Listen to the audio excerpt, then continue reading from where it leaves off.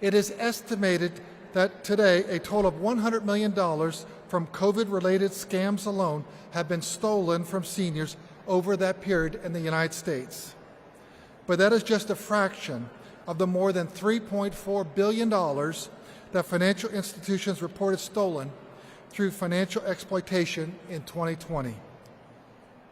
And even more troubling is the fact that family and caregivers steal, on average, twice as much as strangers from vulnerable seniors.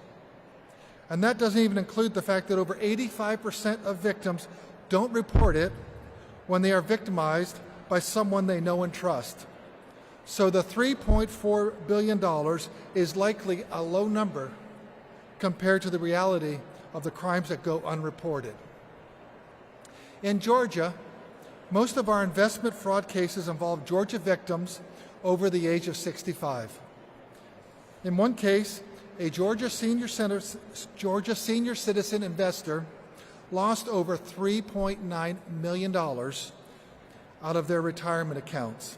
In another case, it was close to $17 million of lost funds by senior citizens. Our office has also worked a matter where a family member depleted his great-aunt's retirement account, which was approximately $1.2 million. That happened in a single transaction without her knowledge.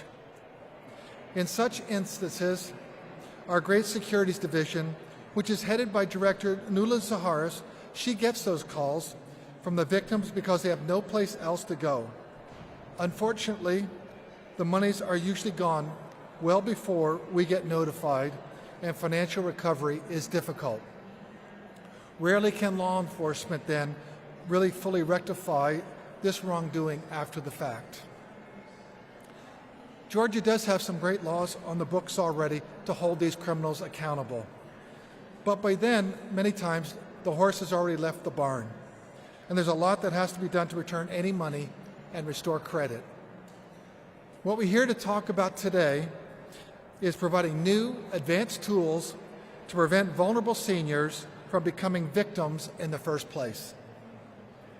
We are here to announce a comprehensive effort to protect these senior citizens and give financial institutions the power and tools to aid the fight against financial fraud and financial exploitation of our seniors. Our, quote, Senior Protections from Exploitation Against Retirees Act, the SPEAR Act, will do just that. The SPEAR Act, Senate Bill 84, amends the Georgia Uniform Securities Act of 2008. It provides financial institutions the ability to delay transactions involving the accounts of elderly and at-risk citizens. Institutions will be given the tools to those transactions before allowing them to proceed. This legislation will implement common sense safeguards to protect the most vulnerable in our communities and add additional tools for financial institutions to fight fraudulent criminal activity. As I noted earlier, financial exploitation is the most prevalent form of elder abuse. As Georgia's aging population increases, we would expect to see financial crimes against this group just increase due to population growth. This legislation is designed to strengthen ongoing efforts in a partnership between industry and government agencies to prevent and detect senior financial exploitation. It will also increase protection for retired investors. Having this legislation in place will not 100% prevent this type of fraud. However, it will deter and provide more support for the victims. This legislation is based on and informed by the North American Securities Administrators, NASA for short, the model act that they developed to protect vulnerable adults from financial exploitation. NASA is the oldest international organization devoted to investor protection. I am, by virtue of being Georgia's Secretary of State, a member of this organization. 34 states have adopted statutes based on this already, or very similar to, with these Model Act provisions.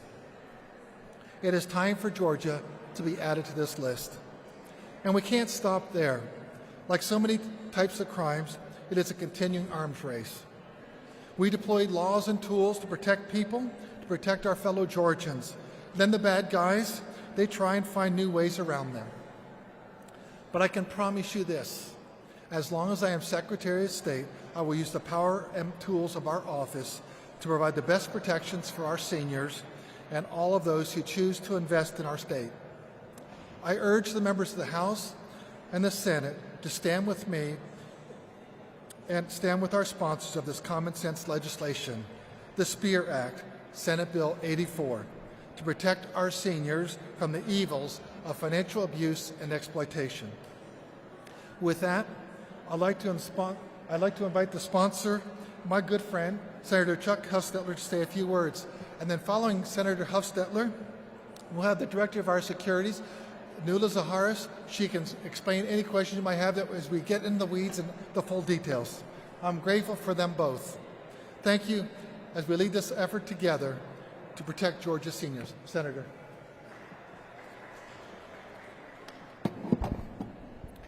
Fighting a little bit of a code from a few days ago, so I will be brief.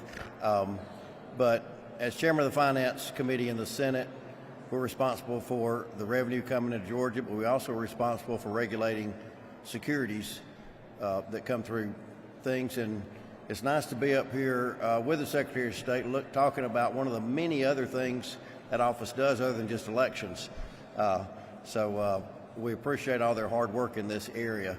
You know, one of the things I've worked on in many bills is taking care of the least of these, as we were taught we should be doing, and this falls into that category. The least of these are vulnerable. They're being taken advantage of. This bill will give financial institutions a tool to be preemptive instead of waiting until after the fact when the money may be gone. There's many horror stories of that out there, and we want to take care of them. So we look forward to getting this protection in Georgia. This is done in other states. Many times with 50 laboratories out there in all the different states, we learn from other states. We learn what works and what doesn't work. And this is a tool that has worked and can work for Georgia. We appreciate the Secretary of State bringing this bill forward to us, and I'm more than happy to sponsor it. And with that, I'll bring someone who's been over since 2014 in the Secretary of State's office, fighting for the least of these, working on rooting out fraud, and that's Nuala Zaharis.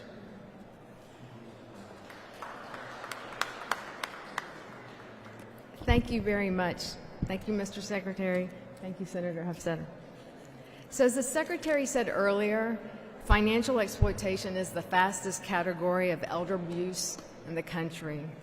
In fact, Consumer Affairs, which is a consumer news and advocacy group, reported that more than 3.5 million older adults are victims of financial exploitation each year. And these types of fraud can be perpetrated by strangers, by con artists, or even family members and care members whom the elderly have placed their trust. With that in mind, we decided to do this particular bill.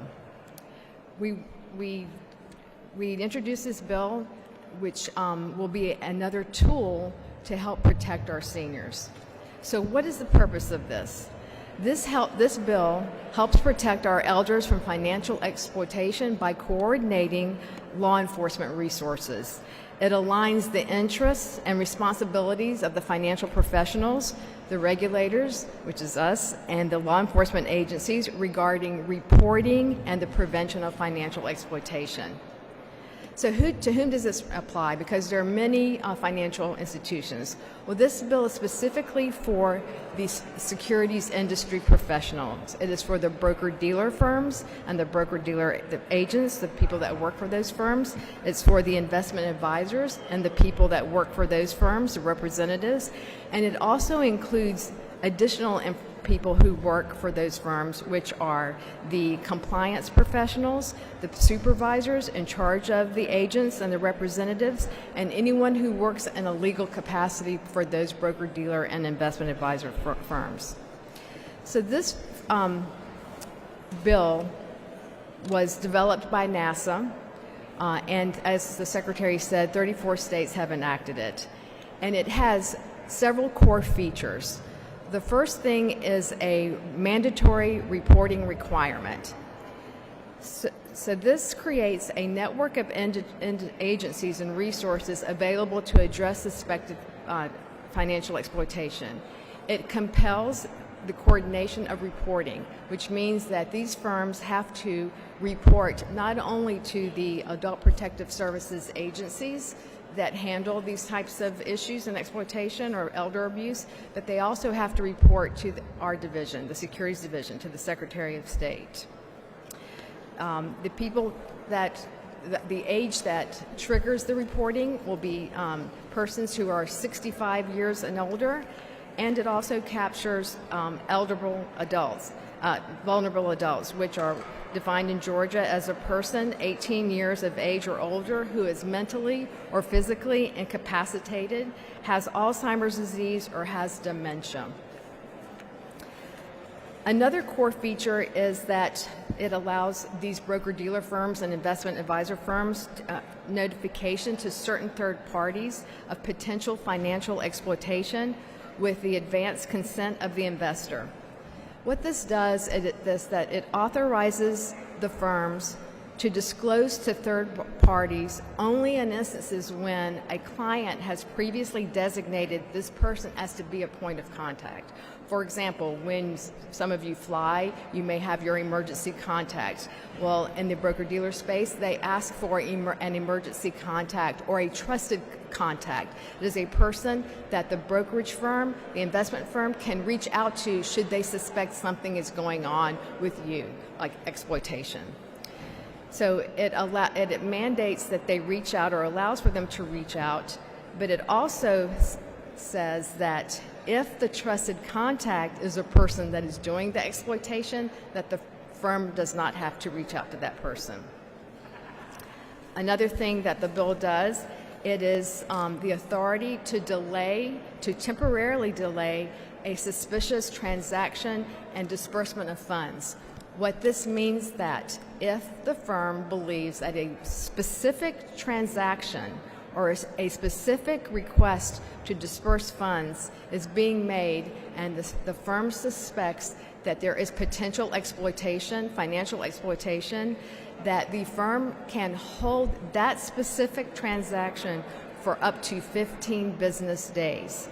If they need, and this will allow them time to confirm whether or not there is cause for an investigation of financial exploitation.